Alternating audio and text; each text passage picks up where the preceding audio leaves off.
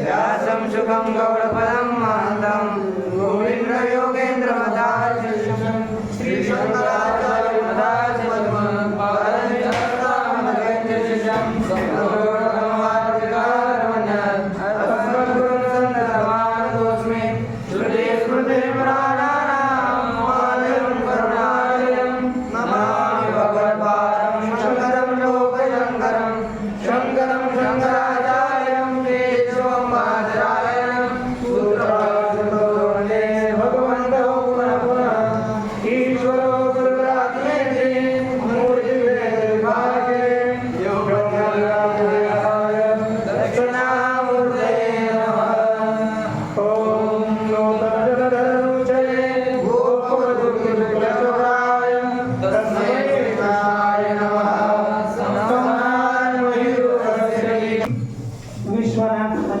भट्टाचार्य द्वारा विरचित न्याय सिद्धांत मुक्तावली के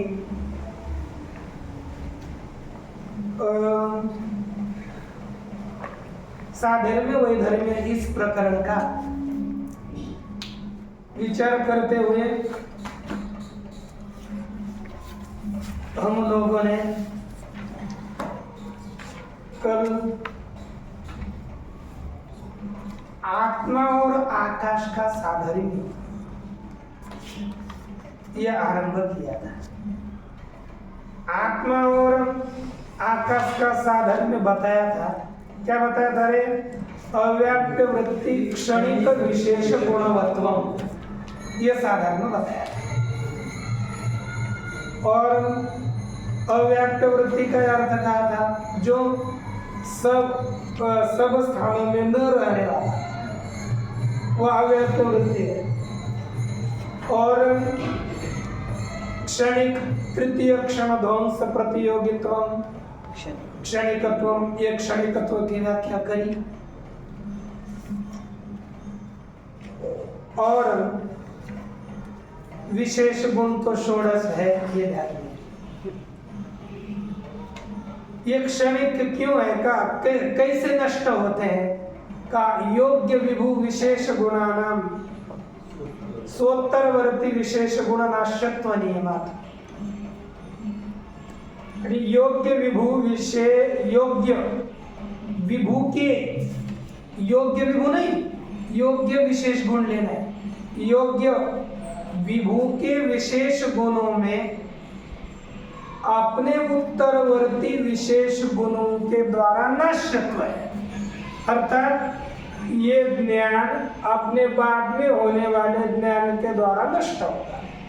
पहला ज्ञान दूसरे ज्ञान के द्वारा नष्ट होगा, दूसरा ज्ञान तीसरे ज्ञान के द्वारा, तीसरा ज्ञान चौथे ज्ञान के द्वारा नष्ट होता है। ये समझ लीजिए, ठीक ना? इस तरह से आपको कहा एवं ज्ञानादिनाम अपि, है कि नहीं? इसी तरह ज्ञानादिक भी क्षणिक है। वह अपने उत्तरवर्ती ज्ञान के द्वारा, पहला ज्ञान है ना, दूसरे तीसरे ज्ञान के द्वारा दूसरा, चौथे ज्ञान के द्वारा तीसरा ज्ञान नष्ट हो जाता है। यह कहा। अब आगे कहते हैं कि ज्ञानादिकम ही यदा आत्मनि विभौ शरीराद्यावच्छेदेन उत्पद्यते। हमें ज्ञान अव्याप्य वृत्ति है, यह बता है। ज्ञान कैसा है? अव्याप्य वृत्ति। कैसे अव्याप्य वृत्ति है, ये समझिए। देखो, आत्मा व्यापक है, ज्ञान में सब जगह पर व्यापक आत्मा है, लेकिन ज्ञान सब जगह पर उत्पन्न नहीं होता। ज्ञान की उत्पत्ति से शरीर देश में ही होती है ना? ज्ञान यहाँ पर भी आत्मा ज्ञान हो रहा है क्या? नहीं ना। ज्ञान इसी शरीर अवच्छेद में ही ज्ञान उत्पन्न होता है। इसलिए कहा कि शरीराद्यवच्छेदेन विभव आत्मनि ज्ञानम उत्पद्यते। ज्ञानाधिक शरीर अवच्छेद में ही ज्ञानादियों की उत्पत्ति होती है। तदा घटाद्यवच्छेदेन सद्भाव अस्ति एव। ज्ञान का अभाव ये पदार्थ है इत्यादि अवच्छेद में छेद से ज्ञान का अभाव है, अन्यत्र ज्ञान का अभाव नहीं। शरीर ज्ञान का अभाव भाव केवल शरीर अवच्छेद में ज्ञान है। घटाद्यवच्छेदेन ज्ञान का अभाव है। क्या है? ज्ञान का अभाव है, इसलिए ज्ञान अव्याप्य वृत्ति सिद्ध हुआ। ठीक, कहीं पर रहे कहीं पर न रहे वह अव्याप्य वृत्ति है। ज्ञान आत्मा में ही रहता है लेकिन शरीर देश में रहता है, बाह्य देश में नहीं रहता, इसलिए ज्ञान अव्याप्य वृत्ति हुआ। ज्ञान क्षणिक भी है, हमें बता रहे ना अव्याप्य वृत्ति क्षणिक विशेष गुण वाला आत्मा है, ये कहना है जैसे आकाश है। एवं ज्ञानाधिकम अपि क्षण द्वयावस्थाई। ज्ञान भी दो क्षण रहता है कि नहीं? नहीं रहता, दो क्षण ही रहता है, ज्यादा नहीं रहता। हाथ का ज्ञान मुझे पता है क्योंकि अभी वो बोल दिया, अभी शब्द का ज्ञान हो रहा है, मैं बोल रहा हूँ ना, उसका ज्ञान द्वितीय क्षण में नहीं पड़ जाता है। द्वितीय क्षण में दो ही क्षण तक कोई विज्ञान रहता है, बाद में हमें स्मरण होता है, वह स्मरणात्मक ज्ञान रहता है। अब मुझे प्रत्यक्ष ज्ञान इनके चेहरे का हो गया, मैं इधर देखा, तो ये ज्ञान नष्ट हुआ कि नहीं? कि नित्य रहता है? नित्य ईश्वर का है। हमारे जीवों का ज्ञान दो क्षण ही रहता है, कोई भी ज्ञान ज्यादा नहीं रहता। इत्थम हो गए इसलिए ज्ञानम च क्षण द्वयावस्थाई। इत्थम च अव्याप्य वृत्ति विशेष गुणवत्वम। इसी प्रकार अव्याप्य वृत्ति विशेष गुणवत्व आत्मा में भी गया, क्योंकि ज्ञान अव्याप्य वृत्ति है, विशेष गुण भी है। दूसरों का नहीं ना, केवल आत्मा का ही है, इसलिए विशेष गुण है। इसलिए ज्ञान विशेष गुण है, अव्याप्य वृत्ति है और तद्वाला आत्मा है, इसलिए आत्मा अव्याप्य वृत्ति विशेष गुण वाला हो गया। आकाश भी अव्याप्य वृत्ति विशेष गुण वाला हो गया। इसलिए दोनों में, क्योंकि आकाश में कौन है? शब्द। अव्याप्य केवल एक जगह रहता है, दूसरी जगह पर आकाश में ही शब्द नहीं है, इसलिए अव्याप्य वृत्ति विशेष गुण वाला आकाश, अव्याप्य वृत्ति विशेष गुण वाला ज्ञान भी हो गया, है कि नहीं?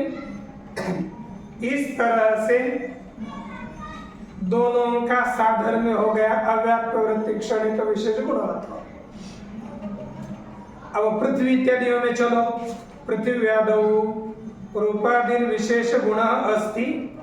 पृथ्वी में विशेष गुण है कौन? रूप। आकाश में विशेष गुण है कौन? रस। तेज में विशेष गुण है कौन? रूप। वायु में विशेष गुण है कौन? स्पर्श। आकाश में विशेष गुण है शब्द। ध्यान में रखिए,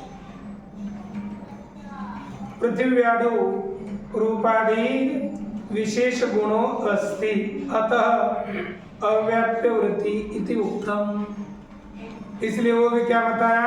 अव्याप्य, क्योंकि विशेष गुण वहां पर भी है, लेकिन फिर विशेष गुणवत्व करेंगे तो किसमें अव्याप्ति होगी? यदि हम आकाश और आत्मा का साधन में इतना ही बताएंगे, विशेष गुणवत्वम, विशेष गुणवत्वम, इतना ही लक्षण करेंगे तो किसमें अतिव्याप्ति होगी? किसमें? पृथ्वी आदि में अतिव्याप्ति होगी, होगी कि नहीं? उसमें अतिव्याप्ति होगी तो उसका वारण करने के लिए क्या करना पड़ेगा? बताओ, है ना? क्षणिकत्व में क्या करना पड़ेगा? अव्याप्य वृत्ति, क्योंकि विशेष गुण तुम करेंगे तो गंध विशेष गुण पृथ्वी में है कि नहीं? पृथ्वी में जाएगा कि नहीं? इसलिए वारण करने के लिए करना पड़ेगा अव्याप्य वृत्ति।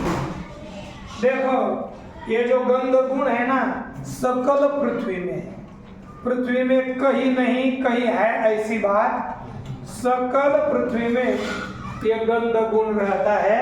इसलिए केवल विशेष गुणवत्व करेंगे तो विशेष गुण गंध, तद्वत्व पृथ्वी में अतिव्याप्ति होगी, उसका वर्णन करने के लिए अव्याप्य वृत्ति पद देना पड़ेगा। ठीक ना। इसके पश्चात अब दूसरा कहते हैं, क्या लिखा आगे, पृथ्वी व्यादौ अव्याप्त। देखो पृथ्वी व्यादौ विश्वरूपादि विशेष गुणो अस्ति अतः अव्याप्य वृत्ति इति उत्तम अतिव्याप्ति का वर्णन करने के लिए। अब आगे देखो पृथ्वी व्यादौ, अब इतना करेंगे हम अव्याप्य वृत्ति विशेष गुणवत्वम, इतना ही करेंगे तो क्या होगा, विशेष गुण संयोग भी है ना, कि सामान्य गुण है, सामान्य कैसा है, सामान्य संयोग सामान्य गुण। मैं आपको श्लोक बता देता हूँ, सामान्य गुण कौन सा है, विशेष गुण कौन से, फिर पता चलेगा। संयोग कौन सा है, सामान्य गुण, इतना ही करेंगे। अव्याप्य वृत्तिवत, अव्याप्य वृत्ति मत्व, क्या करेंगे, अव्याप्य वृत्ति मत्व, क्या लक्षण करेंगे, अव्याप्य वृत्ति मत्व, पुनः बोलिए, अव्याप्य वृत्ति मत्वम, इतना ही लक्षण करेंगे तब अव्याप्य वृत्ति मत्व, इतना ही लक्षण करने पर क्या होगा, देखो संयोग भी अव्याप्य वृत्ति। संयोग कैसा पता है,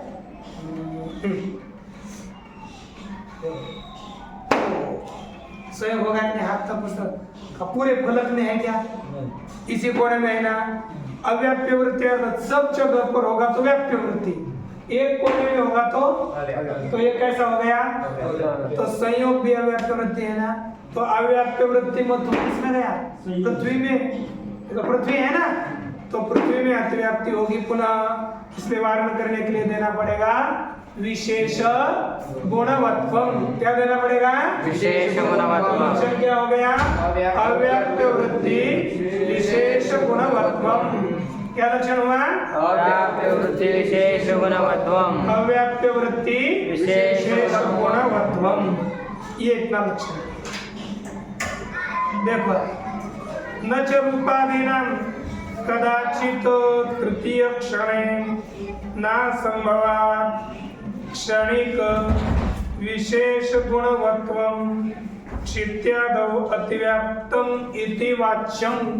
एक शंका कर रहा है, ध्यान दीजिए, एकाग्र, ये एक कितना हो गया, तो आपका एक तरह से एक सिद्धांत था, आगे बहुत सुंदर सिद्धांत आ रहा है। देखो या नच का कभी भी नच आएगा ना, न का अन्वय बाद में वाच्यम के साथ कर रहा है, न वाच्यम, लेकिन न च और वाच्यम इसके बीच में जो होती है वो कभी भी शंका होती है ना। क्या होती है बीच की शंका, तो देखो शंका क्या है, रूपादीनाम अपि, रूप रसगंध होता है ना, रूपादीनाम रूपादियों में भी, आगे क्या लिखा, कदाचित कभी कभी तृतीय क्षणे। आप देखो विशेष गुण आपको समझने है ना, टीका में लिखा है, तो वो टीका में ऊपर श्लोक दिया है, विशेष गुण तिक्तम विशेष गुणाश्च, बीच में टीका में ऊपर से 8वीं पंक्ति हो, बुद्ध्यादि षट्कम स्पर्शांतः स्नेह सांसिद्धिको द्रवः अदृष्ट भावना शब्द अमी वैशेषिका, ये 90 कारिका है, आगे 90 कारिका, ये हमें विशेष गुण कौन से है, सब शास्त्रों में इसकी आवश्यकता होती है। सामान्य गुण कौन से है,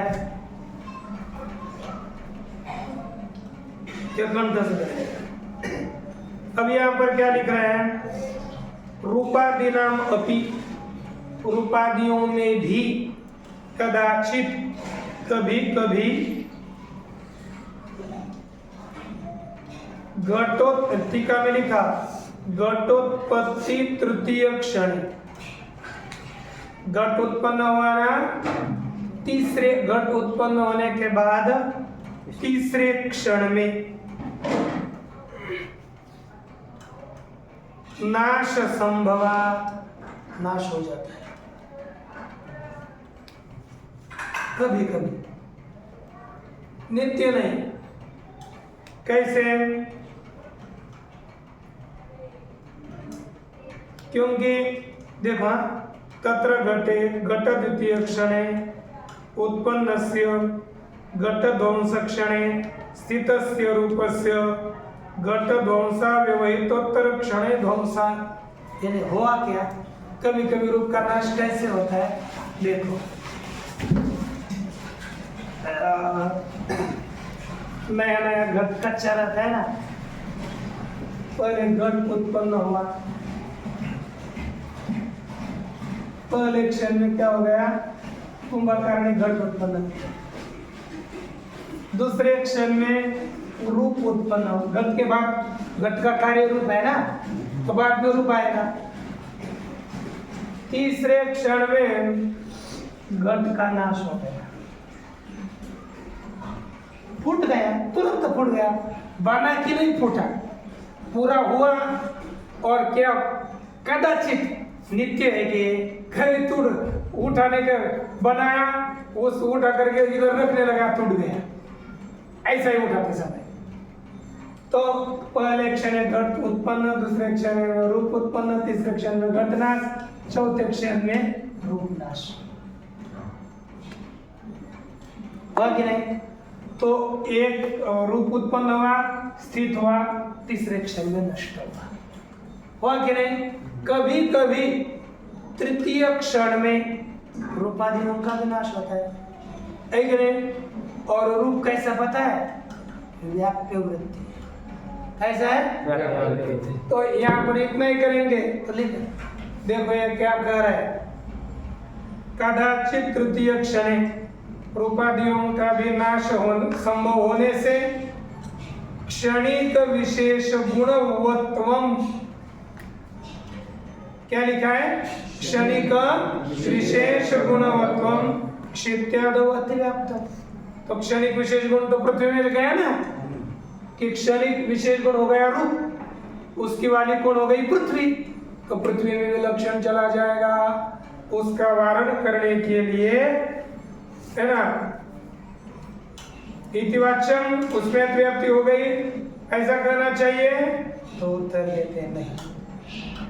देखो मैंने क्या किया है, दोनों अलग अलग लक्षण करें, अव्याप्य वृत्ति विशेष गुणवत्वम अलग और क्षणिक विशेष गुणवत्वम अलग, दो करें। तो क्षणिक विशेष गुणवत्वम इतना करेंगे तो किसमें लक्षण जाएगा? किसमें?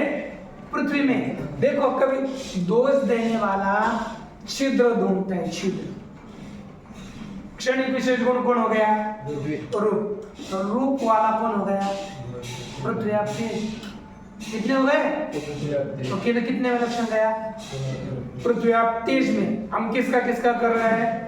आत्मा और आकाश। किसका कर रहे हैं? और गया किसमें? गया कि नहीं? तो क्या दोष हो गया?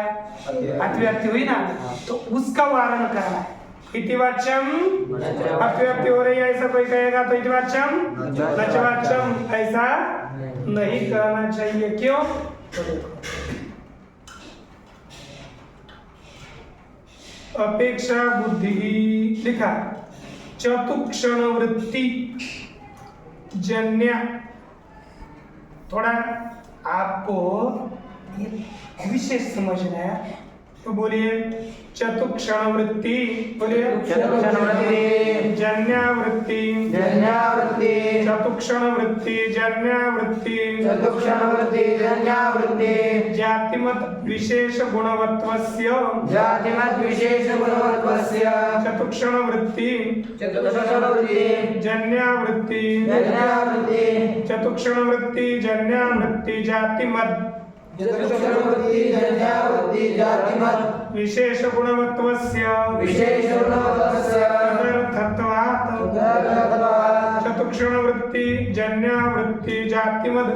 विशेष गुणवत्वस्य तदर्थत्वात् चतुक्षणवृत्ति जन्यावृत्ति जातिमद् विशेष गुणवत्वस्य तदर्थत्वात्। देखो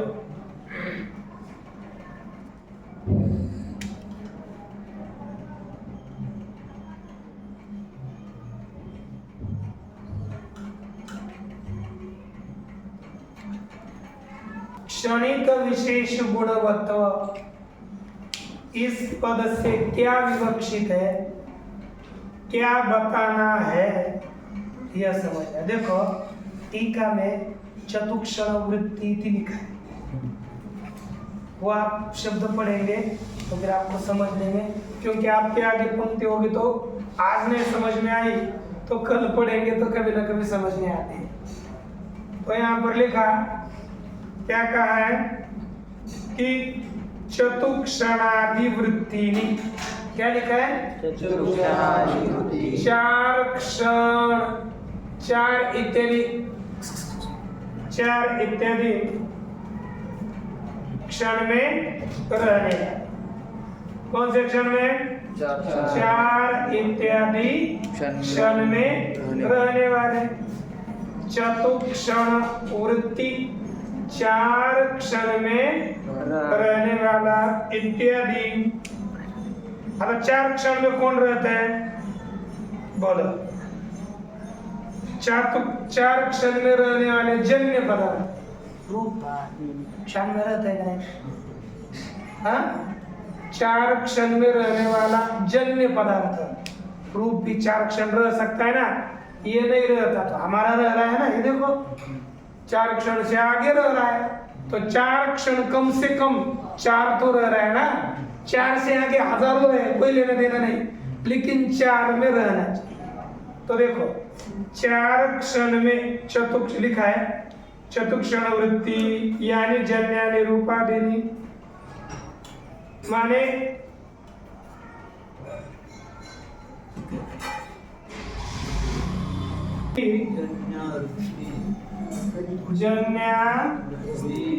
जन्यावृत्ति जाति मत विशेष गुणवत्व, विशेष गुणवत्व, यह हमें विवक्षित है। अब देखो इधर ध्यान दीजिए, चार क्षण में रहने वाला, तो चार क्षण में चतुक्षण वृत्ति है ना, चार क्षण में रहने वाला जो जन्य, चार क्षण में रहने वाला कौन होना चाहिए? जन्य, जो उत्पन्न हुआ है लेकिन चार क्षण में रहता है वगैरह। चार क्षण में रहने वाला जो जन्य पदार्थ है ना, उसमें जन्य पदार्थ में उसमें न रहने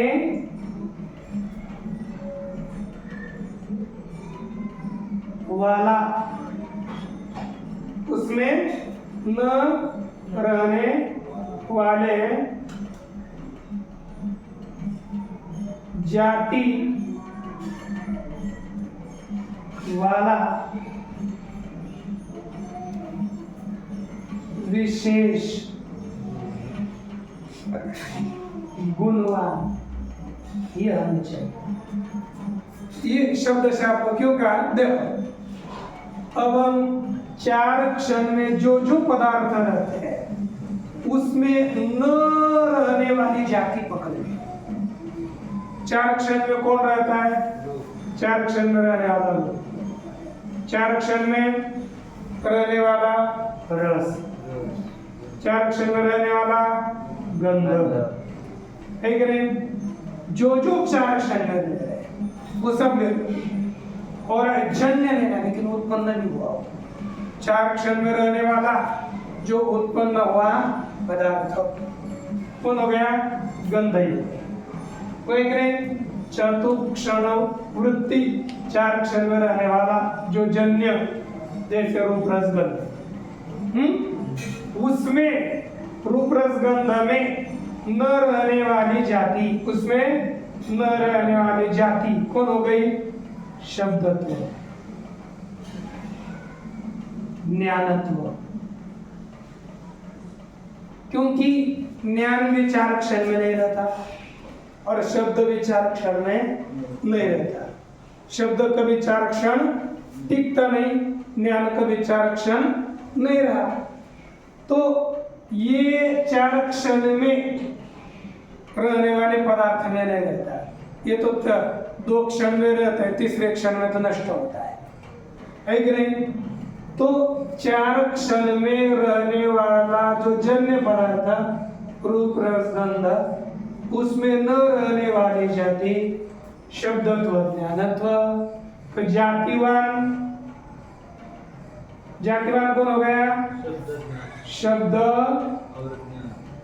और ज्ञान। और ये विशेष गुण भी है, शब्द और ज्ञान। और विशेष गुण वाला कौन होगा? शब्द का वाला आकाश और ज्ञान वाला आत्मा। हमें जाति वैसे ढूंढनी है। 4 क्षण में रहने वाला जो जन्य पदार्थ, उसमें न रहने वाली जाति, उस ऐसे जाति वाला विशेष गुण है। 4 क्षण में न रहने वाले पदार्थ में, है ना, 4 क्षण में रहने वाले गुण में न रहने वाली जाति कौन जाति होगी? शब्दत्व और गुणत्व। और क्योंकि क्षणिक वो दोनों है ना, शब्द और गुण तो है, बाकी तो सब दीर्घ काल तक रहने वाले, सब जगत के पदार्थ बहुत काल तक रहते हैं। कौन क्षणिक है न्याय मत में? शब्द, ज्ञान और 2-4 पदार्थ, इच्छा इत्यादि अच्छे पदार्थ। साथ ही नजदीक पदार्थ है, वे क्षणिक है, तो संपूर्ण जगत न्याय का स्थिर चल। ठीक हो गया ना? तो ऐसे शब्दत्व और ज्ञानत्व आएंगे और तद वाले विशेष गुण जाति ज्ञानत्व और शब्दत्व वाला विशेष गुण कौन होगा? ज्ञान और शब्द। और ज्ञान और शब्द वाले होंगे पृथ्वी और आकाश, दोनों ही होंगे और कोई नहीं होगा। इसलिए अब पृथ्वी में भी अतिव्याप्ति नहीं होगी। यदि हम यहाँ पर रूपत्व इत्यादि पकड़ने में आता तो पृथ्वी में अतिव्याप्ति होती, लेकिन रूपत्व इत्यादि तो 4 क्षण में रहते। हमें ऐसी जाति वाला गुण पकड़ना है जो 4 क्षण में न रहने वाला, ऐसा होता है। ठीक ना? इसलिए अब पृथ्वी में अतिव्याप्ति नहीं होगी। अब देखो कहते अपेक्षा बुद्धि ही क्षणत्रयम् तिष्ठति। देखो जैसे आप व्यवहार करते कि नहीं, ये एक 5 ऐसा होता है कि नहीं, है ना?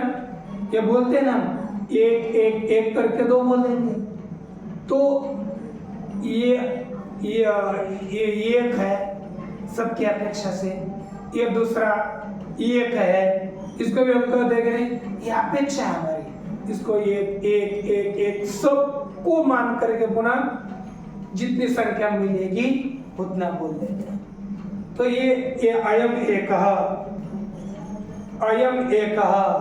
ये अपेक्षा बुद्धि है। इसका क्या नाम है? देखो टीका में लिखा है, आपको पहले मूल पढ़ते फिर टीका में बताते हैं, समझ में जल्दी आएगा।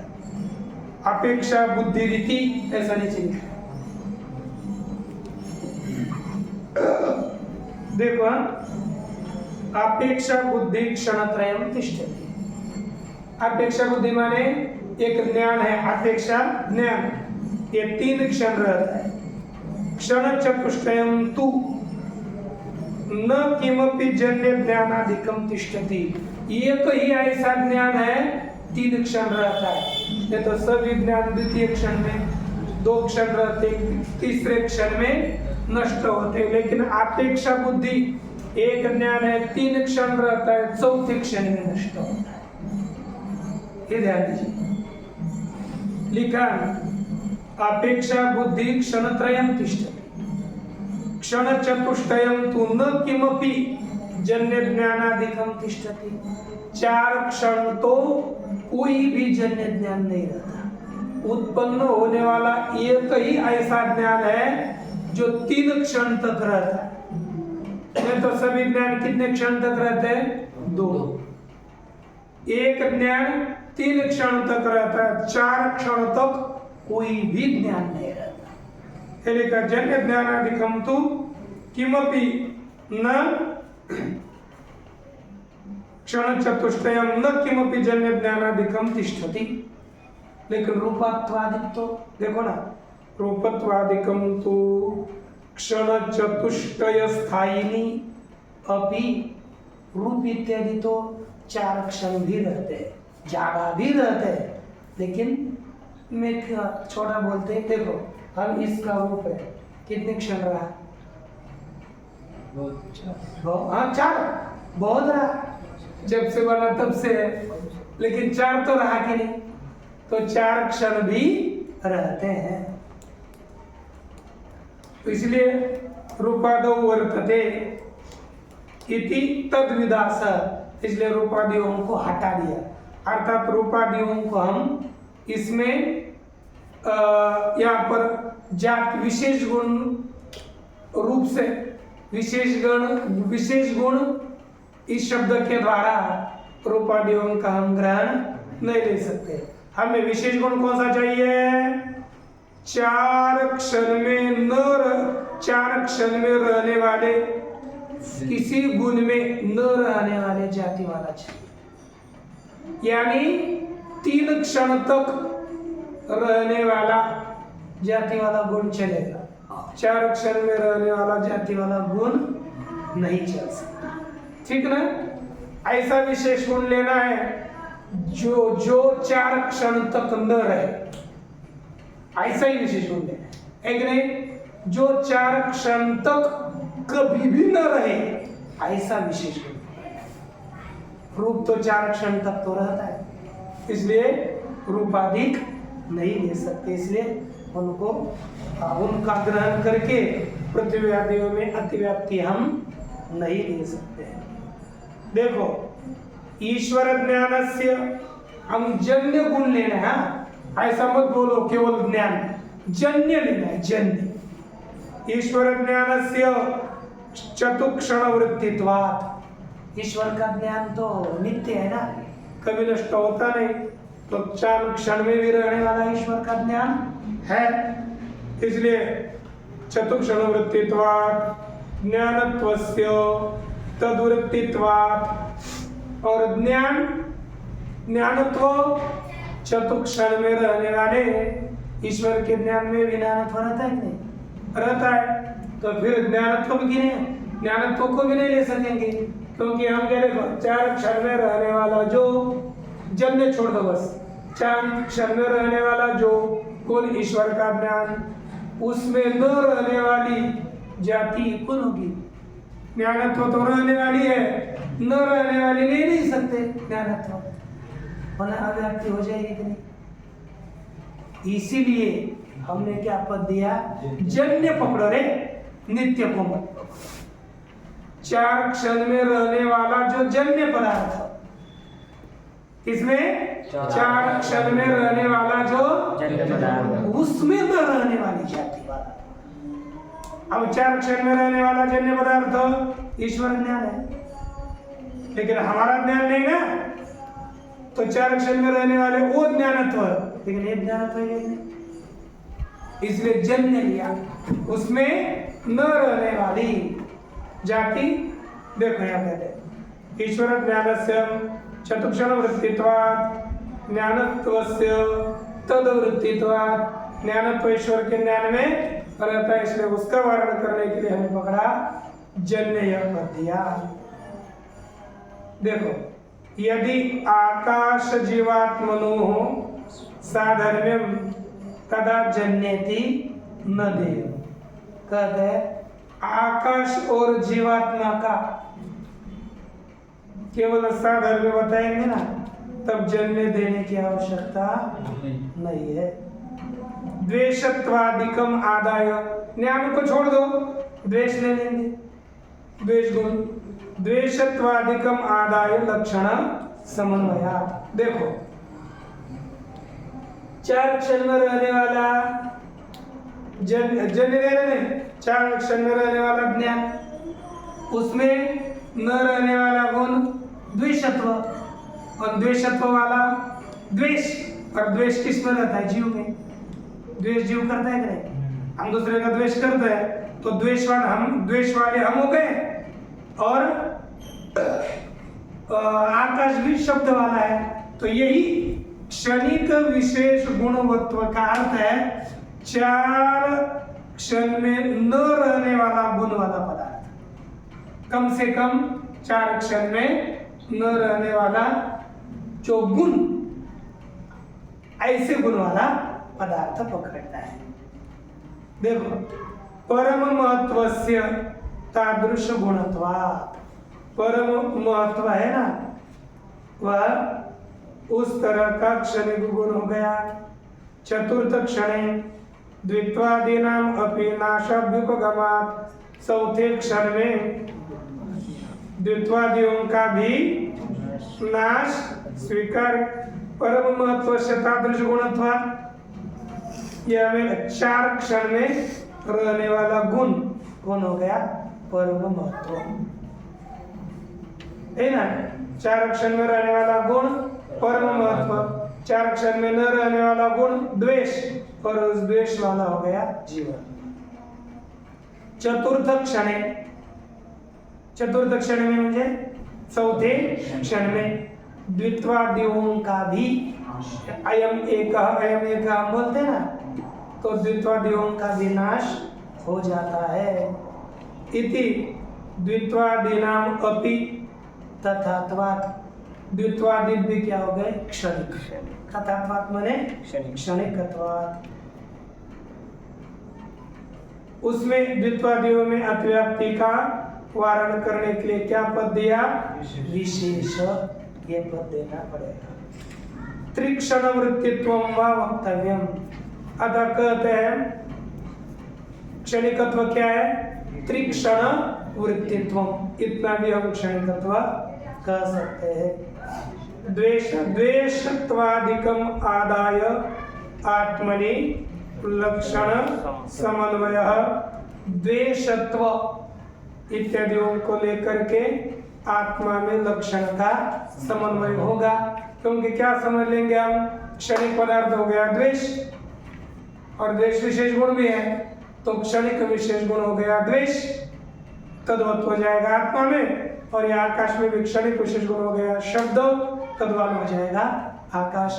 इसलिए द्वेष को भी लेकर, जाने दो ज्ञान को छोड़ो, लेकिन द्वेष को लेकर के क्षणिक विशेष गुणवत्व आत्मा में और आकाश में जाएगा।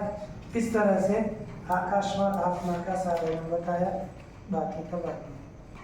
ओम पूर्णमदः पूर्णमिदं पूर्णात् पूर्णमुदच्यते पूर्णस्य पूर्णमादाय पूर्णमेवावशिष्यते। ओम शांति शांति।